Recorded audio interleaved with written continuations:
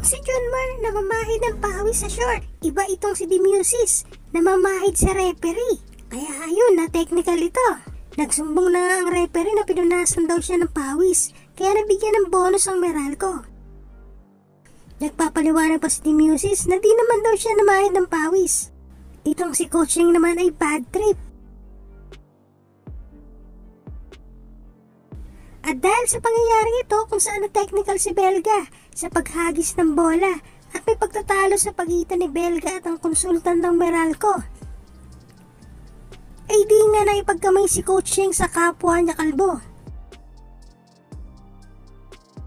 At dinedma din ni Belga ang konsultan na si Nenad Businik ng Meralco.